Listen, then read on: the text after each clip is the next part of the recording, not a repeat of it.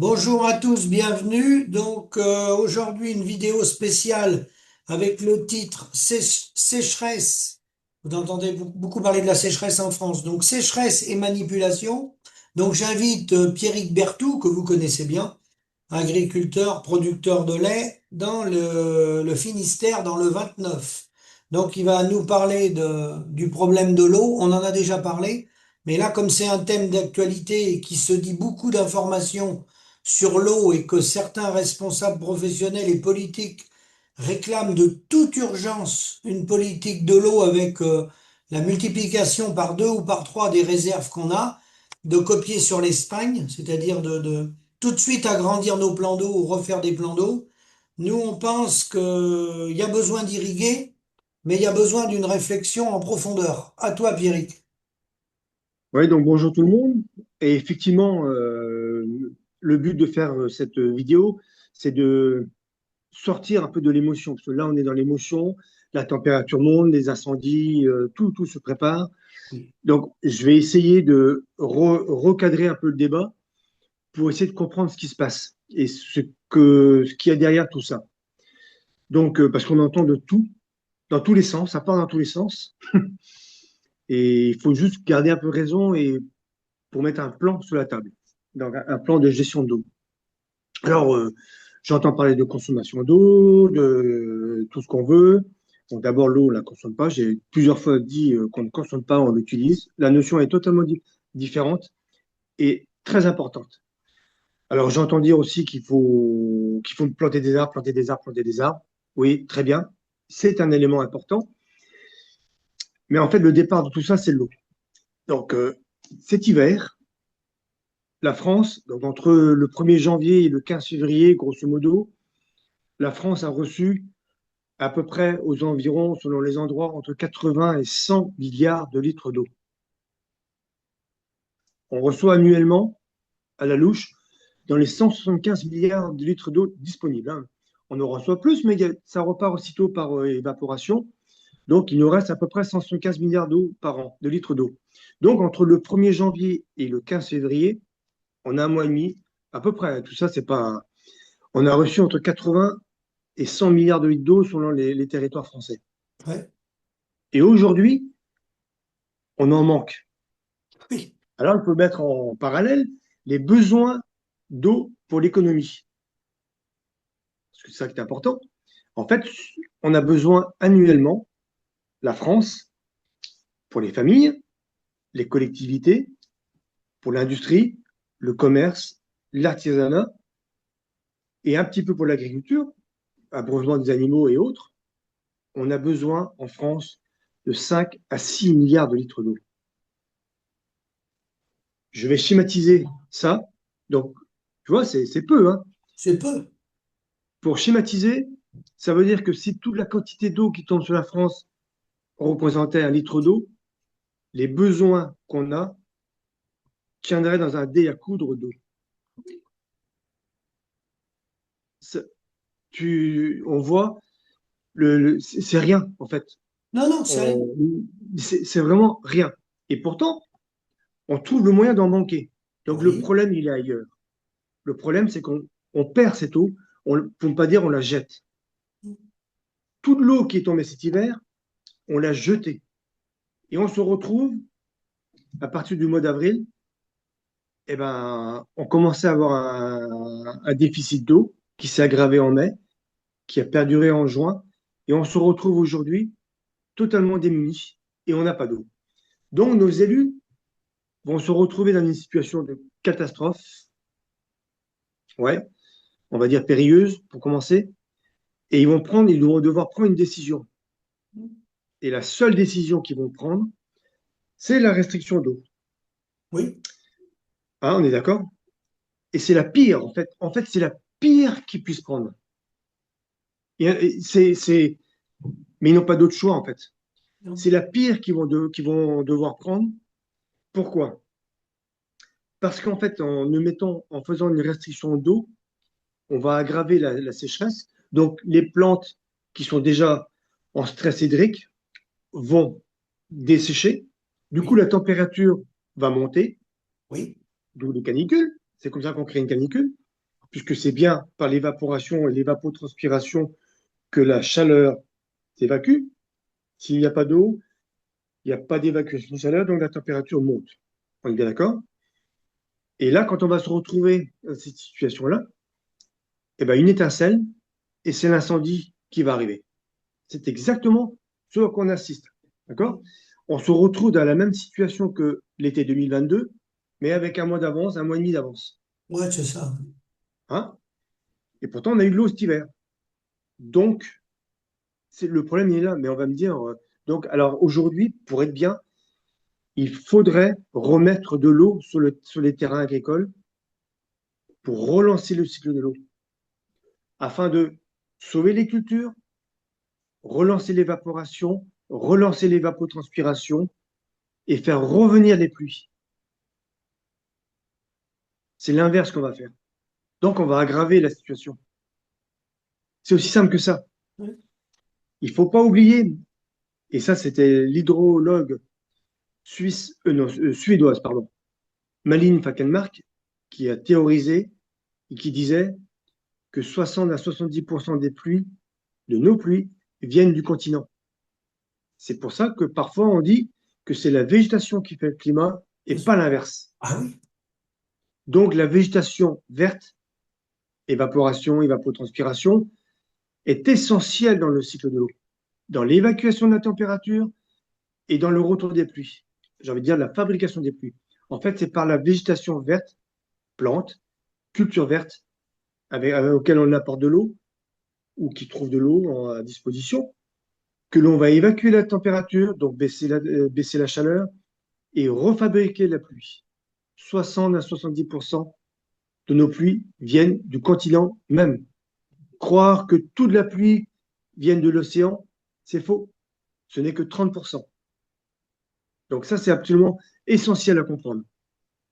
Donc on va prendre les mauvaises décisions, voilà, oui. parce qu'il n'y a pas d'eau. En fait, c'était tout l'intérêt de faire des réserves d'eau. Il va falloir faire des réserves d'eau. Donc ça va commencer effectivement par remettre donc, de l'humus dans le sol,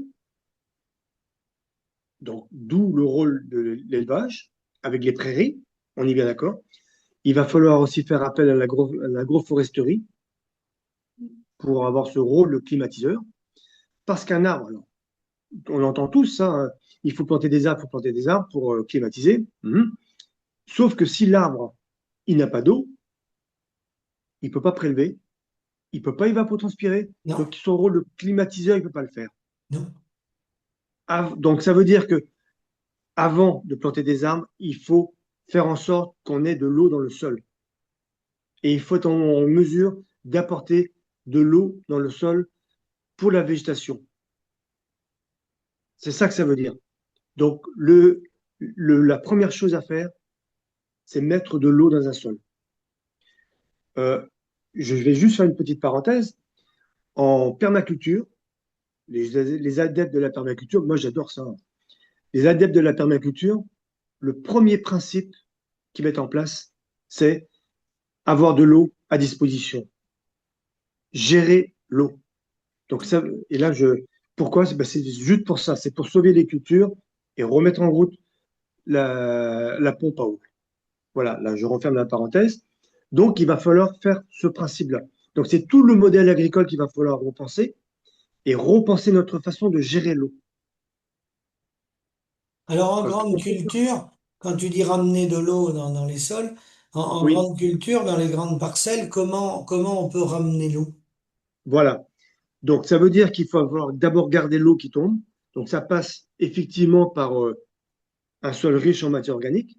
Et ça Oui, t'a pas échappé, toi, Philippe, que depuis que tu es installé, depuis que tu es jeune, on est passé d'élevage sur paille à élevage sur lisier. bien sûr. Voilà.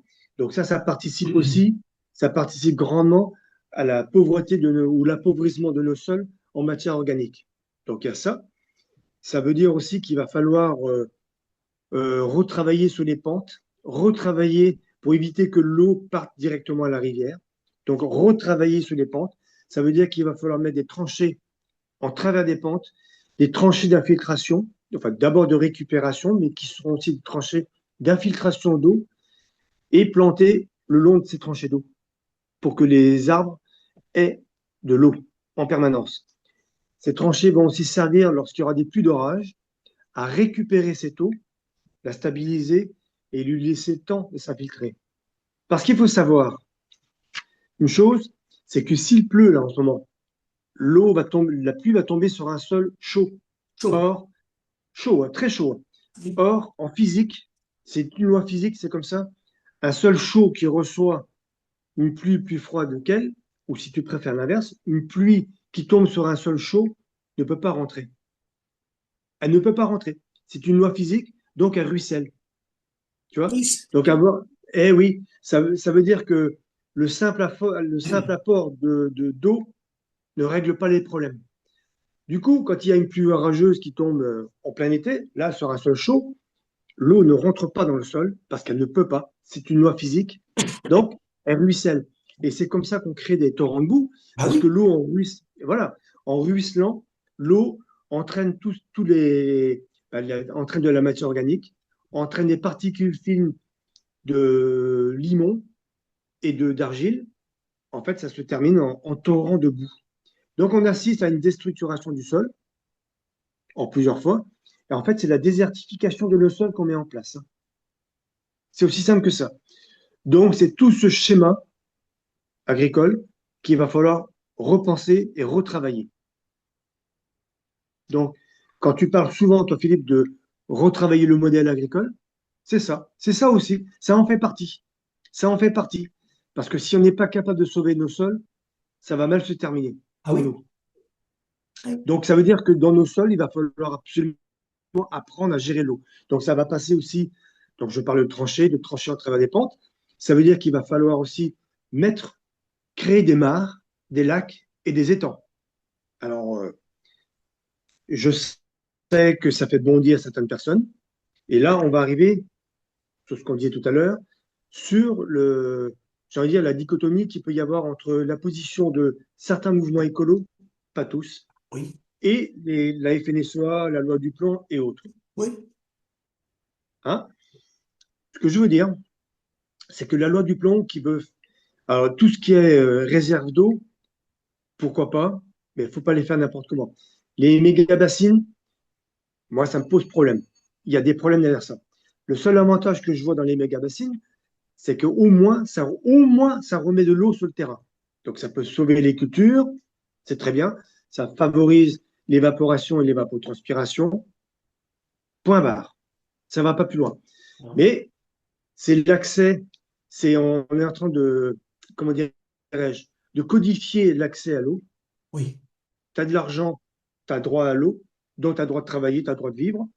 T'as pas cet argent-là, tu n'as pas accès au financement, et ben du coup, tu n'as pas le droit de travailler, tu n'as pas le droit de vivre, en fait. Donc, Et oui. ça, c'est profondément injuste. Ça s'appelle la privatisation d'un bien commun. Je voulais te le dire, oui. On est en train de Et, privatiser. mais exactement. Mais j'ai envie de dire qu'à côté de ça, et ça, les mouvements qui dénoncent cette privatisation, ils ont raison.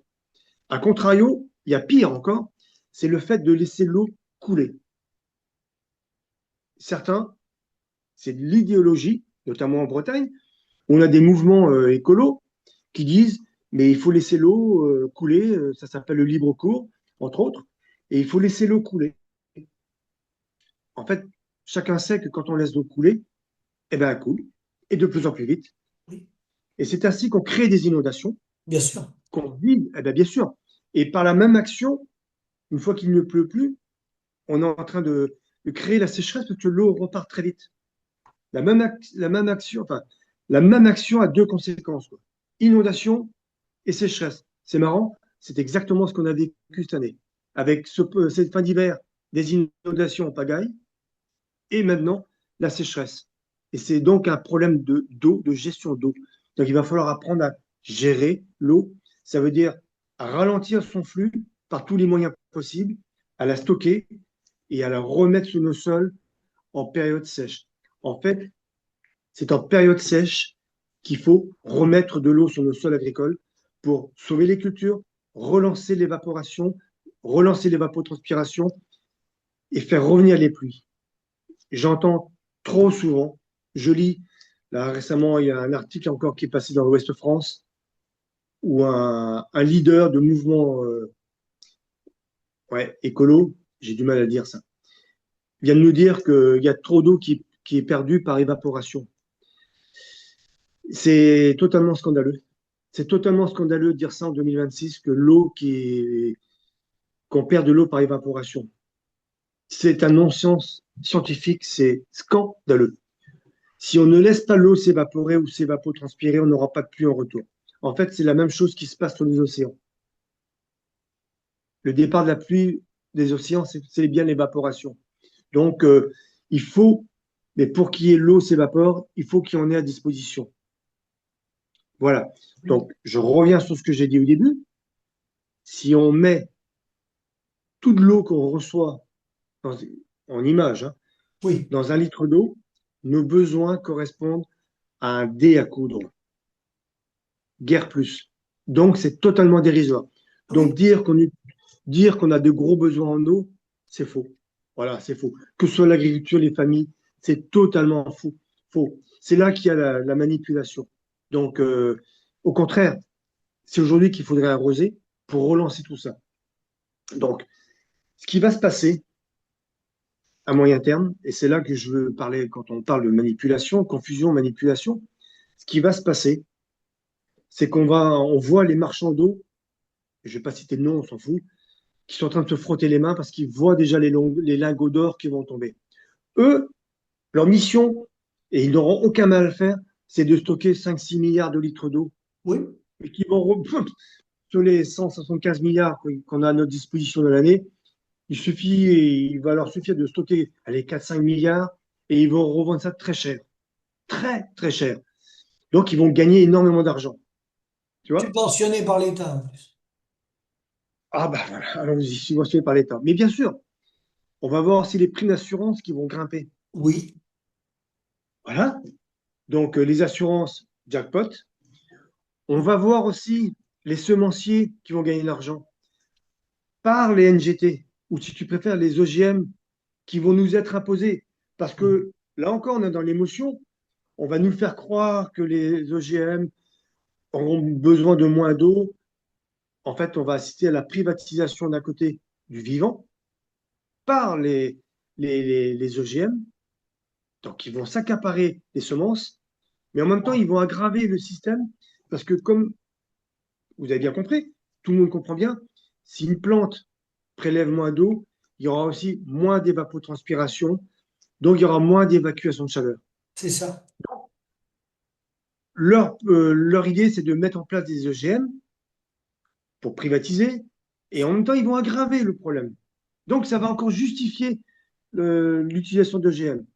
Oui, Et comme en ce moment, on est en train de, c'est même pas qu'on est en train de détruire nos cultures, mais enfin, c'est ça, ouais, on est en train de mettre en danger notre alimentation parce qu'on refuse, on va interdire l'irrigation. C'est ce qu'on va faire hein, dans les prochains oui, jours. oui, oui. Donc, on va mettre notre alimentation en danger et ça va justifier les accords de libre-échange. Ça va justifier les accords de libre-échange, ça va justifier des OGM, des plants plus résistants que les Voilà. semenciers vont vendre, et puis ça va Ouais. justifier des fois des projets mal identifiés, mal calibrés, avec des bassines géantes Oui. qui sont pas fortement justifiées dans certains endroits. Non, et puis le problème des méga-bassines, c'est qu'elles sont bâchées.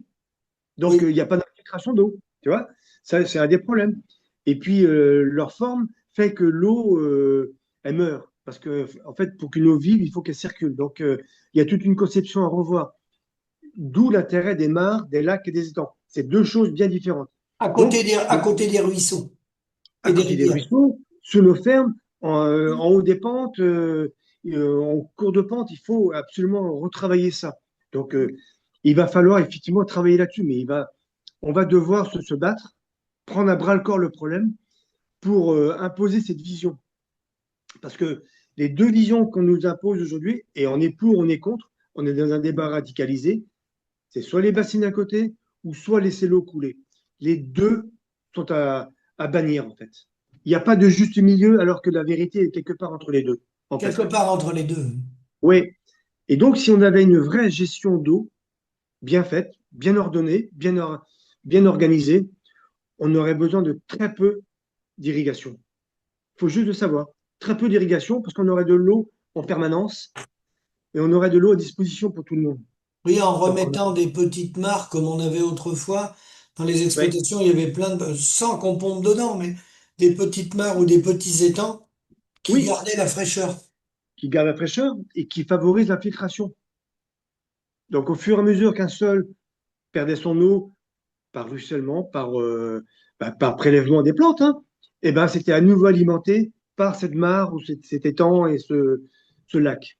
Et C'est puis aussi simple que ça. après, et puis après, on voit bien sur la France, on ne peut pas parler de la même façon dans le 29 ou dans le 35 et dans le 64 ou dans le 32, suivant les régions. On voit bien, et ça c'est la logique, tous les politiques et tous les responsables professionnels devraient le reconnaître, il faut adapter le modèle agricole en fonction des conditions pédoclimatiques, en fonction des terres qu'on a. Et il y a certaines régions où, oui, oui, il faut renforcer l'irrigation, aider les gars à irriguer pour passer le cap difficile. Et puis il y a d'autres régions où tout simplement ces cultures-là, faut pas les faire. Faut faire de la prairie, faut adapter le, parce que je te redonne la main. Irriguant, moi j'ai été irriguant longtemps, il y a qu'un an ou deux que j'ai arrêté d'irriguer. L'irrigation, pour ceux qui seraient pas au courant, c'est un métier de bagnard. C'est énormément de travail, même qu'on est automatisé, hein, et ça coûte très cher, Exactement. Exactement. Ça coûte très cher. très cher. Donc, et pour revenir sur ce que tu disais à l'instant, sur les cultures, je prends souvent l'exemple du bassin Aquitaine, Oui, qui était une forêt. Autrefois, c'était une forêt donc, de feuillus. Donc, on a voulu dessécher pour mettre des cultures et on a installé une forêt artificielle de pins maritimes, donc qui a besoin de très peu d'eau. D'accord? Et ce qui fait qu'aujourd'hui, ben, on se retrouve. C'est pour ça qu'il faut faire très attention avec les plantes qui ont aux faibles besoins. Donc, on se retrouve aujourd'hui avec des pins, donc avec une pluviométrie qui a baissé. Et là, il suffit d'une étincelle et c'est l'incendie assuré. oui. On a changé la nature, en mettant des pins, on a changé la nature du sol, on a changé le niveau de pluie avec la plante, en passant d'une forêt de feuillus à une forêt de pins, de conifères. Et or, on est souvent dans une logique, on entend des pseudo-spécialistes, moi j'appelle ça des pseudo-spécialistes, qui nous disent qu'il faut mettre des plantes aux faibles besoins en eau. Et bien, c'est par cette logique-là qu'on va aggraver la situation. C'est la même logique que j'expliquais tout à l'heure, c'est en restreignant l'eau, eh ben, on va aggraver une situation qui est déjà périlleuse. Donc, au contraire, c'est maintenant qu'il faudrait remettre de l'eau sur le sol. C'est maintenant que des plantes aux gros besoins d'eau, on devrait leur apporter de l'eau. J'ai envie de dire aux gens, si vous avez une réserve d'eau, mettez de l'eau à vos plantes, à vos arbres, mettez de l'eau sur vos sols pour justement relancer le cycle de l'eau, pour retrouver de la pluie régulièrement, très rapidement en fait. Si on n'est pas capable de remettre cette eau-là, ben, on n'a plus qu'à espérer une chose, c'est attendre une dépression qui vient de l'océan pour retrouver de la pluie. Je ne sais pas quand, alors on ne devrait pas avoir besoin de ça. En fait, Oui. normalement, l'été, on devrait passer d'une situation, une alternance de chaleur, évaporation, évapotranspiration, à une période de pluie. Logique. Puis à une période de chaleur et de pluie. Donc, on devrait avoir un climat qui alterne tout l'été comme ça. Et là, on se retrouve avec des sols chauds et secs en permanence parce qu'il n'y a pas d'eau. Remettons de l'eau sur le sol et on va sortir de cette catastrophe. Et en fait, quand il y a peu de végétation et que les terrains sont secs, eh ben en fait, ça n'attire pas l'eau. Non, non, non, on aggrave la situation. Voilà. Mais le départ, c'est bien l'évaporation et l'évapotranspiration. Le départ. Le départ, c'est ça. Il faut commencer par avoir de la végétation verte, certes, des arbres, les prairies, il n'y a pas de souci, c'est très bien. Euh, Tu vois, les céréales, tant qu'elles sont vertes, elles font leur boulot. Elles pompent de l'eau, il y a évapotranspiration, un climat tempéré, C'est dès qu'elle commence à jaunir Ah bah que le oui. problème arrive. Ben oui, évidemment. Et là, du coup, elle pompe moins d'eau, il y a moins d'évapotranspiration, la température monte progressivement et ça se transforme on est face à un désert, en fait, hein. Mm. Donc, c'est juste vraiment ça, hein. Donc, aujourd'hui, mais le point de départ, effectivement, c'est la végétation, mais je dirais, c'est encore, il faut mettre de l'eau à disposition des plantes. Donc, c'est pour ça qu'il faut absolument garder toute notre eau possible, tout ce qu'on peut, garder l'eau et la mettre dans le sol. Je reviens sur une phrase de Mark Shepard, ça me revient à l'instant. Mark Shepard, qui est un paysan américain, et qui dit, donc il a une ferme aux États-Unis, il a une ferme en permaculture de 42 hectares. Il a écrit un bouquin formidable, l'agriculture Énorme. de restauration. Et donc, Mark Shepard, il dit, il faut faire en sorte que chaque goutte d'eau qui tombe sur votre ferme, il reste le plus longtemps possible.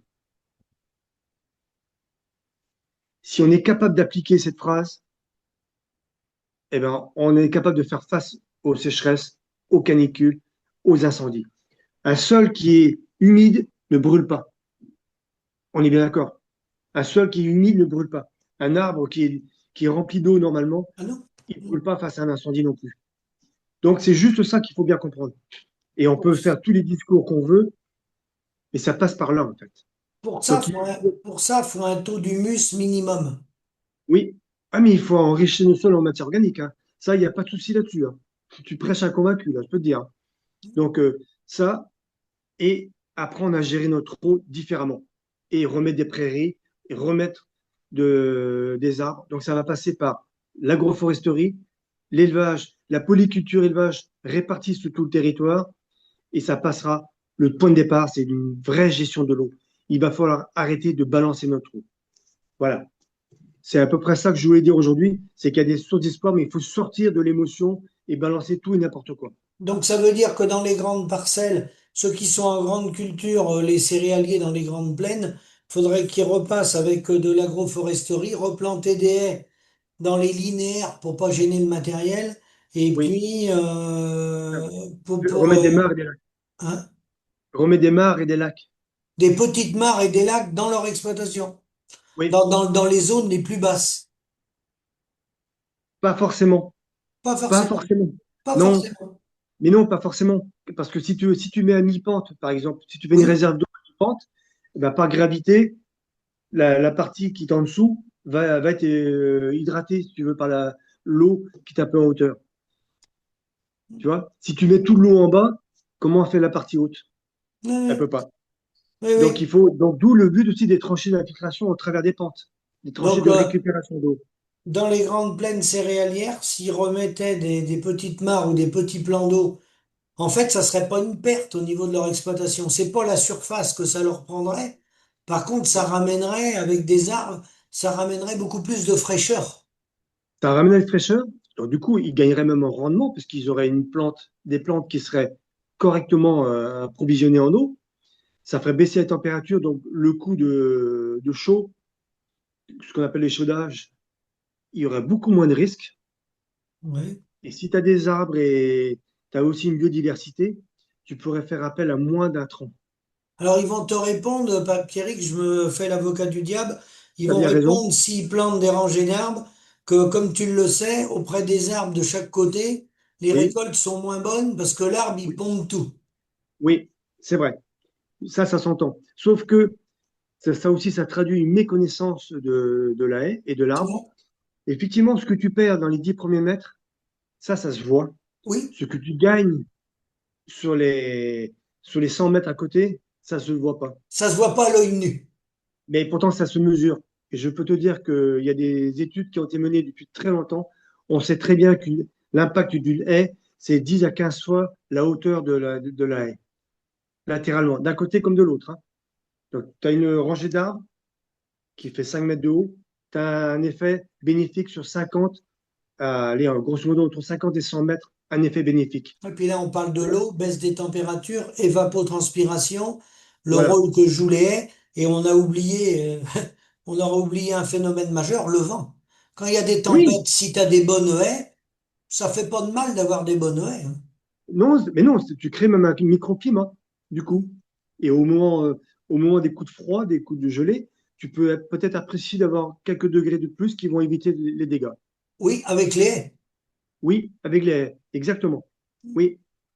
Et donc, Donc, voilà. une dernière question, l'impact de la loi du plomb, la loi d'urgence concernant l'irrigation, puisqu'on parle de ça et de l'eau, lui, bon, il balance, lui et d'autres, hein, et des responsables professionnels FNSEA, il faut rattraper l'Espagne, il faut multiplier nos points de stockage, nos volumes par deux ou par trois. En Espagne, ils le font, voilà, et en Espagne, ça va, etc., etc.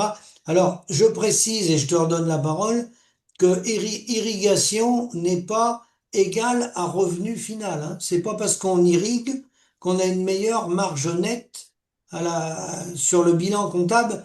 C'est deux choses totalement différentes, hein. On peut irriguer et être en faillite, hein. Il faut bien que les gens soient au courant de ça, hein. Ouais, ouais. Mais en fait, la loi du plomb, ça suit une logique, la logique d'industrialisation de Oui, l'agriculture. c'est ça. Ça suit ça. Et ça suit aussi la logique de, d'approvisionnement des industries Oui, c'est ça. agroalimentaires. Oui. C'est juste ça, il ne faut pas se faire d'illusions, hein. Donc, on peut doubler ou tripler les bassines, les méga bassines. On va rien régler du tout pour l'agriculture. Il ne faut pas se Non. faire d'illusions. S'il n'y a pas de revenus en face, le gars, il va travailler Alors, comme un forcené, ce comme tu qu'on dis, va et faire, puis on va c'est tout. endetter les gens, on va Ouais, attacher, comme avec des grands élevages, hein, on tout à attache fait. les petits soldats à l'investissement. Donc là, on va attacher des agriculteurs à des réseaux d'irrigation, parce que qui dit investissement, on dit après, il faut rentabiliser, hein, donc il faut tourner ça sur des dizaines d'années. Et beaucoup de travail, attention, hein, j'insiste, hein, beaucoup de travail l'irrigation, mais le Ouais. résultat final au bout, ça fait pas évoluer le prix du maïs grain et le prix du blé. Non, mais dans la loi du plomb, t'as- moi, j'ai pas entendu, toi peut-être, mais tu n'as pas entendu parler du revenu du paysan? Non. Non. Mais on s'en fout du paysan de toute Pas un façon. mot sur le revenu. C'est là qu'il faut mettre les gens en garde. Irrigation, moi je suis pas contre, hein, bien au contraire, hein, il y a Non, non, endroits non. où il y a des besoins, mais bien mettre dans la tête des agriculteurs et agricultrices que irrigation n'est pas égale à revenu, hein. Non, C'est pas parce qu'on va irriguer qu'on va préserver notre revenu, hein. C'est deux non, choses non, totalement différentes. complètement différent. Ouais. Donc voilà. Donc pour conclure, moi je dirais en fait qu'il faut sortir des postures dans lesquelles on est actuellement, Oui, sortir de croire que les méga bassines vont tout régler, c'est faux. On va droit sur la privatisation de l'eau, un bien oui, commun, oui, et, et donc sur ouais, la privatisation et surtout sur le brevetage du vivant avec les OGM et compagnie. Donc ça c'est le côté version FNSEA. Mais aussi, je vais demander aussi aux écolos d'arrêter de vouloir laisser l'eau couler, parce que c'est une aberration qui est peut-être encore pire que ce que fait la FNSEA. C'est incroyable, mais c'est vrai. oui. Laisser l'eau couler comme on est en train de faire, c'est un non-sens. Et je vais finir par redire mon image, et après j'arrêterai. Il ne faut pas oublier que si on mettait toute l'eau qu'on reçoit en un an dans un litre d'eau, nos besoins correspondent à un dé à coudre. Un dé à coudre.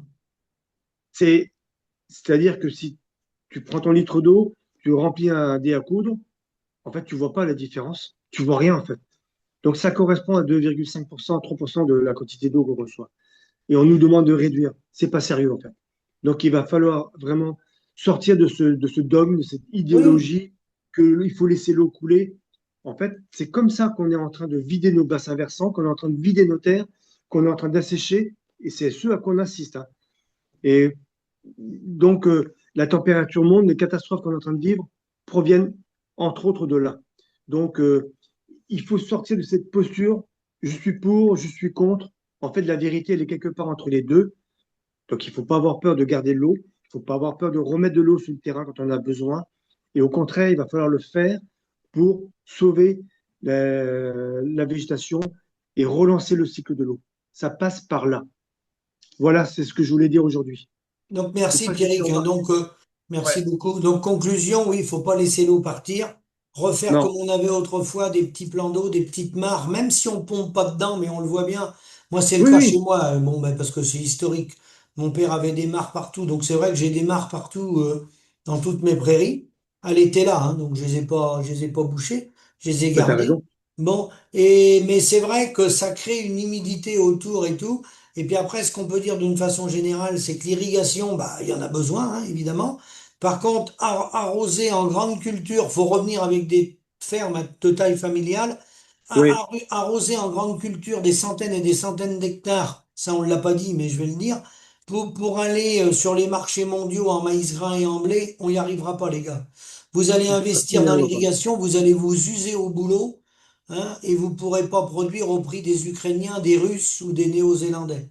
Donc, avoir des stations d'irrigation sur des fermes modèles familiales pour nourrir son troupeau, arroser 10-15 hectares de maïs, c'est pas ridicule, hein, c'est pas ridicule. Mais Non, aller sur les marchés mondiaux et mettre des pivots pour arroser des centaines ou des 1000 hectares pour aller à l'exportation, non, non, non, ça, non, non, non. ça, on n'y arrivera pas. On le Non, sait, hein. Tout le monde comprend ça facilement. On n'y arrivera pas. On n'y arrivera pas non, parce non. que déjà, celui qui est sur ce schéma-là, maïs, blé, ce que tu veux, hein, avec l'irrigation, il va tomber sur le marché mondial avec des agriculteurs dans le monde qui vont faire le même rendement que lui, voire des rendements supérieurs à lui, sans irrigation. Donc, Ouais, le type qui est sans irrigation, inutile de te dire que t'es mort avant de démarrer. ouais. Exactement. T'es mort. Exactement. Alors, C'est je tout. parle même pas du boulot, hein. Je parle qu'au niveau économique. Le gars, lui, il sème son maïs, il va le récolter, il va faire 100, 120 quintaux, 130 quintaux dans certains pays du monde, hein, Ouais, hein. ouais. Sans parler après des coûts de récolte qui sont pas les mêmes que nous. Et toi, en irriguant, tu vas peut-être arriver à faire autant de rendement que lui, et tu auras fait 3, 4, 5, 6, 7, 8, 10 passages d'irrigation. Bah, il n'y a pas besoin d'apprendre à compter. Non, non, non, non, Ça vaut la non. peine. Tout à fait. Non, c'est même Par pas la contre, peine. si c'est une irrigation pour une souveraineté nationale, avec des prix de souveraineté nationale, pour nourrir les animaux ou pour faire des céréales qui sont consommées en France, que c'est pour nous la France, là c'est autre chose.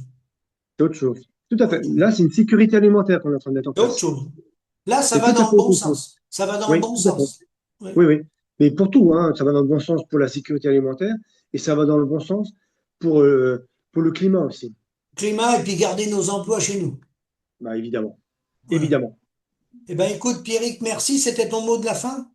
C'était mon mot de la fin. Oui, merci. Oui, Bon, eh ben, à à très vite. bientôt. Merci à tous. À bientôt. Merci. N'hésitez pas à mettre des commentaires. Pierrick, on surveillera les commentaires et ceux qui posent des questions, ben, on pourra refaire une émission si besoin avec cette sécheresse et puis apporter les réponses qu'on peut leur apporter. Oui, Hein. Merci. merci.